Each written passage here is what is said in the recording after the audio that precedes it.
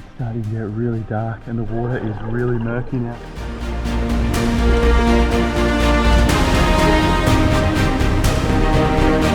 Holy, there's a gnarly storm building out behind us and it's coming away pretty quickly.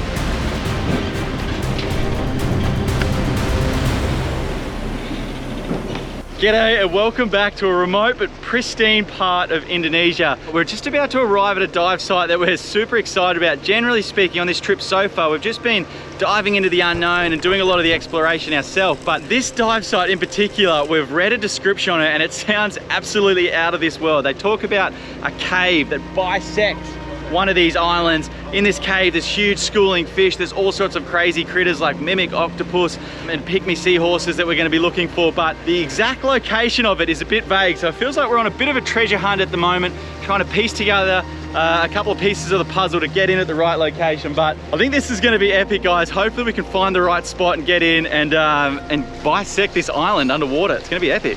Current is ripping down here, so we're just approaching drop-off point now. Getting ready. We're looking for a large cave that bisects the island, and we've read it's a small opening that when you enter it, it turns pitch black as you go through an underground tunnel, and then it spits you out at a depth of 30 meters or 100 feet on the other side.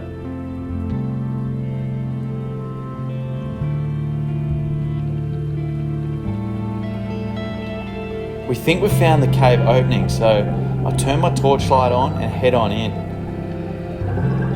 But the cave narrows and we can't seem to go any further here. At this point, we hadn't realised that the entrance to the cave that we're looking for is actually near the surface before it then goes down vertically. So as we're looking down here at 15 metres, we're unable to see it and we miss the entrance point. The current is ripping down the reef, so by the time we realise we've missed it, it's too late and we're unable to get back up current. To be honest, I'm so bummed that we've missed the entrance, but I'll quickly get over that as we continue drifting along the wall, and I'm once again blown away by the incredible biodiversity here. There's sponges and fans that look like something out of this world. There's big overhanging caves and ledges, and the entire wall is thriving with life. There's a mixture of corals, well camouflaged fish, and even octopus hiding in the cracks.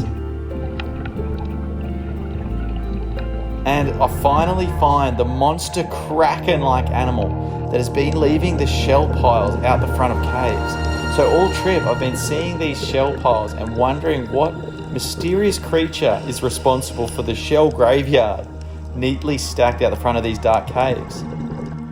The Titan triggerfish. He patrols the reef edge and dislodges pearl shells, oysters, and different shellfish, and seems to bring them back to this cave where his fierce teeth and bite cracks them open. The other fish capitalise on an easy meal. Come nesting season, he won't be so timid. He becomes one of the most feared fish by divers. Extremely territorial, he's known to have taken bites out of divers. There's some other fish that also have interesting ways of extracting their food. The goatfish uses his two barbells to dig and probe around the sand looking for food like worms and little crabs. But one of my personal favourites, the rock mover wrasse. Quite appropriately named, he's developed super strength and is able to pick up big rocks and chunks of coral and throw them around to expose his prey underneath. This technique is completely unique to him, and it's quite common to see a whole bunch of other fish just following him around, hoping to capitalise on his strength and technique. We can't dwell on missing that cave too much because there's over 17,000 different islands here to explore, so we're off to find something new.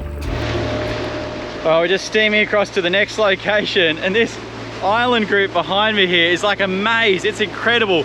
From the drone, there's like hundreds of blue holes, hundreds if not thousands of tiny little islands scattered, not a single soul on them, no development. It's absolutely amazing to see. There's fringing reef coming off it, dropping down to deep water. What a truly incredible spot. But out the front of the boat isn't quite idyllic. There's one hell of a storm brewing. I think we're gonna cop that very soon or sometime this afternoon.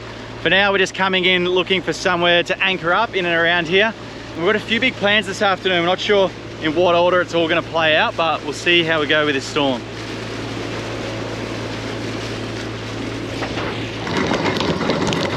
Just having a look on the Google Maps satellite of where we anchored to see if there's any reef around us. And there's a attraction point just nearby that says cave paintings. I'm absolutely fascinated with the indigenous rock art through Australia, but I wasn't aware that they did cave paintings here. So we're gonna go for a bit of a tender ride and just see what's there, see what this attraction is. It's quite unique that the site can only be accessed by boat. So it immediately makes you wonder who painted them and why here. The overhanging ledges of the cave have preserved some amazing artwork. There's tuna and dolphins in great detail that immediately catch my eye. There's hand and fish stencils all across the walls, and even some alien looking beings, which I know is a pretty popular topic at the moment. The walls have been painted with a strikingly similarity to the caves in Australia. So some experts believe that they're painted by the Australian Aboriginal people, which would indicate that they travelled a lot further than what's previously believed. Other experts believe that these ones could be 40,000 years old, although at that time the water level would have been much lower, which may actually have exposed a suitable cave area to live in, because at the moment there's nowhere to camp nearby and no water source. Other experts believe 4,000 to 5,000 years old. One thing is for certain though, they're ancient. Awesome. Painted well before even the pyramids were built, before the Roman Empire rose and then fell, and even before we started counting what year it was, 2023 years ago. The area itself has a pretty special presence about it, and it allows us a glimpse into the lives of these prehistoric people, allowing our mind to run wild and fill in the rest of the unknowns about how life was back in the day. Oh guys, it is glassy calm tonight, so I've decided to come out for a bit of a late night snorkel, and what I'm actually looking for, there's a certain shell that is so venomous that its poison can kill up to 20 fully grown men. Thankfully they don't often hunt grown men, they actually sort of got a more acquired taste for fish, but even so, seeing a shell hunt a fish, up to 5 times its size is crazy. So that is what I'm hoping to capture on film today, guys. The cone shells, they hunt through these shallow areas. Let's throw a mask and snorkel on and see what we can find. All around me is these bioluminescent, bright green worms shooting off. This is magical, they're like fireflies of the ocean. Doesn't take me long to spot a cone shell. And here's another one actually. This goatfish would be a perfect meal for him. Oh, there's actually cone shells everywhere. And another tasty meal.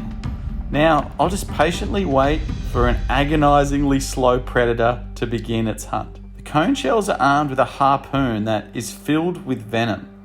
They sneak up in the dead of the night, use a suction to hold onto their prey, and then launch their spear into them. The venom quickly paralyzes the prey, and then it's engulfed whole. I almost bump into this perfectly camouflaged crocodile fish. But with so many silent assassins on the hunt, the smaller crabs are now all ducking for cover, and something catches my eye. A spider conch is also cautiously on the lookout and doing his best to make a speedy getaway. The cone shells need to keep looking tonight. But then the hunter becomes the hunted. Just a reminder that there's always a bigger predator out here in the ocean. How nice is this? It is absolutely glassy calm this morning. You can't tell where the horizon begins and ends. It's like an absolute sheet of glass. Amazing. We've actually been tipped off about a pretty special site. It's a big sacred cave and it's up this way a few miles. So we're going to go in search of that. Apparently it's one hell of an adventure to get there, winding up these kind of like maze of islands. So we're excited for that. We're about to jump in the tender and head off. Looks like a lookout fort up there.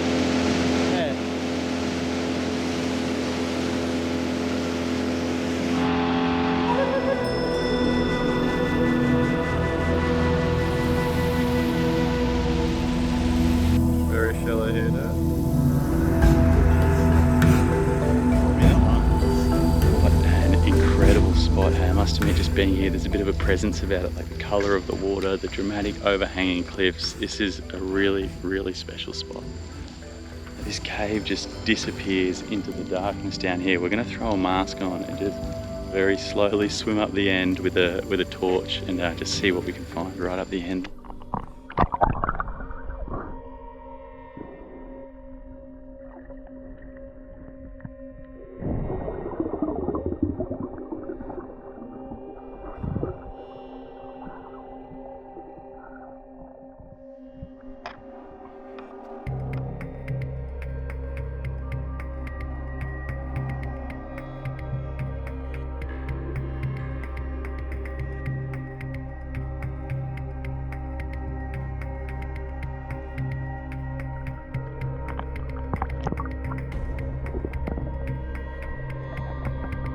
It's starting to get really dark and the water is really murky now, but I'm going to keep pressing on.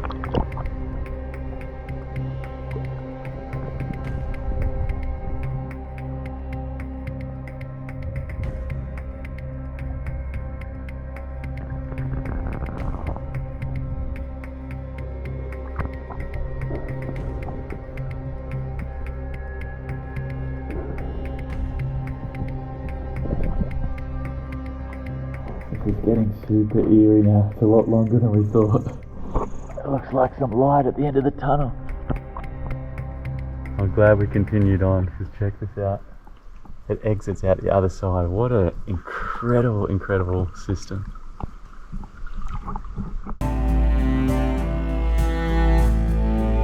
That was really, really special. We're back in the tender now and we're going to keep kind of exploring through this maze of islands and seeing what else we can find.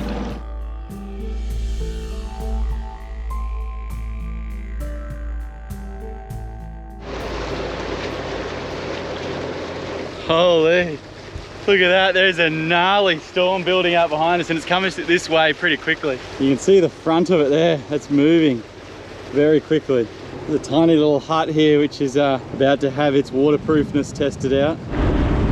There's another huge storm chasing us. We've got to get to the anchorage before that hits. We've got about 20 minutes of light left, about 20 minutes to get there. Hopefully we make it.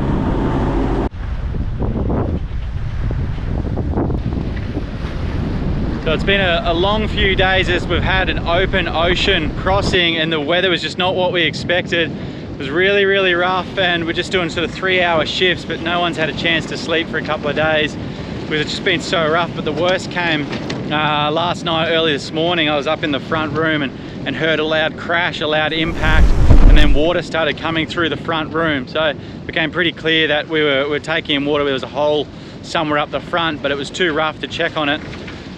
Till this morning we've finally made it to a bit of shelter from some islands, and what's happened is that the front trampoline has taken a wave with such force it has lifted and ripped a hole in the front of the boat, which then just allows water to come straight in. So we've got to do a quick patch up job here, but then we've got to keep going. We've got to keep sailing towards Australia before the weather gets any worse.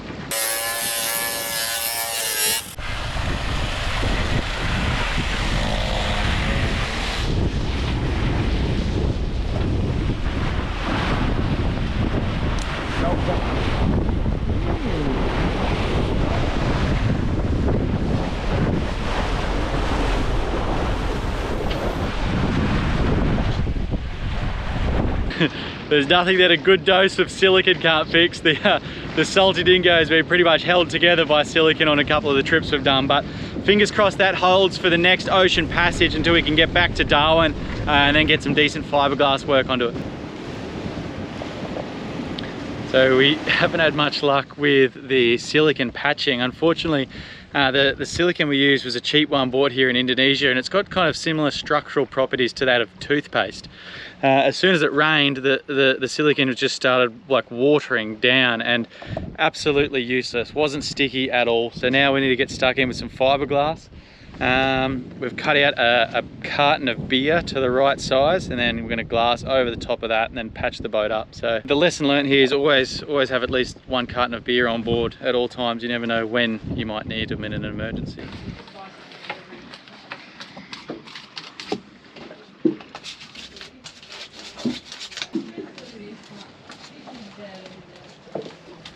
And then more resin. The remainder of the sail back was rough but relatively uneventful, apart from a rope in the propeller at one stage. Thankfully, the fiberglass patch held up and we made it back safely to Darwin, and we were greeted with one hell of a sunset on the way in. And that brings an end to this series, The Last Paradise. Just want to say a massive thank you to those that followed along. I put a fair bit of extra love into the filming and editing of this one, so I hope you guys enjoyed the series. If you'd like to know more about where we went, the anchorages, the best dive sites we've found, I'm doing a full report and sharing all that info on our Patreon page, and that also helps fuel the channel, so a massive thank you to the crew on there. Cheers guys, don't forget to subscribe if you're new here, and I'll see you on the next adventure.